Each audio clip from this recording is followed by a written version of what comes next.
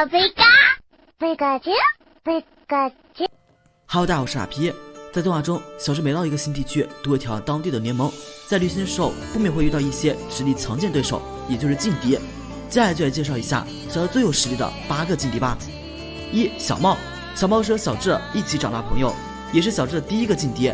他是大博士的孙子，因此早早的积累了很多宝物知识，这就导致了虽然他是和小智同一天出发的，但却显得老练得多，也有着很多粉丝。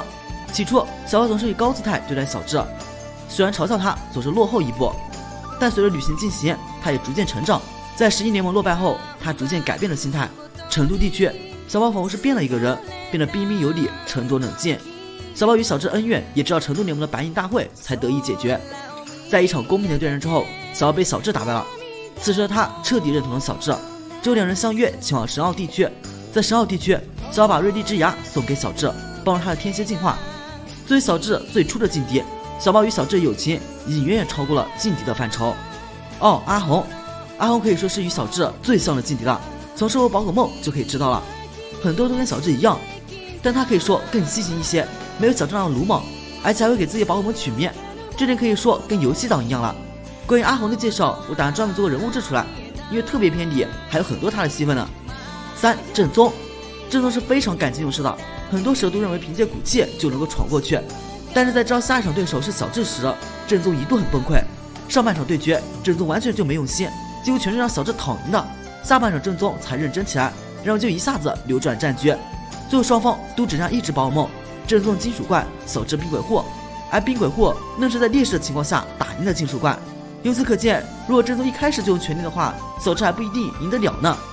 4. 哲野，这也是小智那届彩油大会的冠军。在与小智那场对决里，他那只喵喵可以说立了头功呢。其实如果小智没有这么快遇上哲野，说不定还可以进4强呢。5. 真丝，真丝我教过很多次了，他和小智在神奥地区遇到了劲敌，在培育宝可梦的理念上与小智完全相反。真丝认为，为了胜利要取得更强大、更有潜力的宝可梦，弱小的宝可梦应该被抛弃，而小智则认为，训练师与宝可梦应该关系更亲密，帮助自己的宝可梦成长起来，不抛弃任何一只宝可梦。真丝态度的转变发生在与神奈对战后，听到神奈说出要找到自己的力量意愿，从此真丝决定要把宝可梦力量放在首位考虑。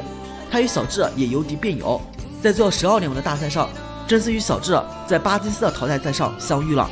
最终他的电击魔兽输给小智烈焰猴，那只曾经被他抛弃宝可梦。他头一回称赞小智，比赛后他也承认了烈焰猴在小智的关怀下变强了很多。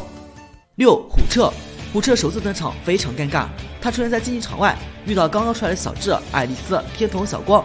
他本来要参赛宝可梦世界锦标赛青少年杯，但已经来得太晚了，因此第一次出现就给众人留下了马虎的印象。而之后也是如此，他在合众联盟外扎营却没有登记，在小智提醒下才登记大会并参加合众联盟。之所以把他列为小智最强大8个劲敌之一，是因为他在合众联盟比赛上仅用了5只宝可梦就击败了小智6只宝可梦。利欧路也在战斗中进化成路卡利欧，所以总体来说他是一个大智若愚的人，虽然很鲁莽，但有着好运气，而运气也是实力的一部分。7. 爱南，爱南是小智所有的劲敌中戏份最足的了，有着4集以他为主角的动画，而他的实力也无愧于他的戏份，尤其是他的喷火龙连胜10位拥有美卡进化的对手，其中甚至包括卡斯特地区的火系死天王。与前几位劲敌不同的是，他一出场就与小智惺惺相惜，互为好友之后，两人的对战小智都以失败告终。在卡洛斯联盟的决赛上，两人再次相遇并进行一场巅峰对决，最终他的超级喷火龙 X 一度失去平衡，但得以挺住。小智夹和忍蛙则解除变身倒地落败，由此阿兰赢过小智，成为密亚雷大会的冠军。战斗胜负并没有影响两人间的友情。比赛结束后，他们还一同阻止了弗拉达利的阴谋，成功保护了卡洛斯地区的和平。8. 格拉吉欧，格拉吉欧是莉莉埃哥哥，也是小智在阿罗拉地区最大的劲敌。和莉莉埃不同，格拉吉欧不仅有着丰富的宝可梦知识，实战方面也很有经验。他在对战中有着高深的技巧，这可能与他的童年有关。比如他在和小智作用狼对战时，他并没有盲目发出攻击，而是将一脉正兽沉入自己的攻击后，用2次剑舞才伺机发出攻击。虽然格拉吉欧把小智视为非常重要的劲敌和朋友，但并不是一直如此的。起初格拉吉欧并比较大力，一直缠着他，想要打坏了小智，但他在发现小智实力后，将其视为对手。事实上他们也确实势均力敌，在阿罗拉联盟的决赛上，两人进行一场巅峰对决。好了，以上就是小智实力最强的8个劲敌了，你们觉得谁最强呢？欢迎在评论区留言。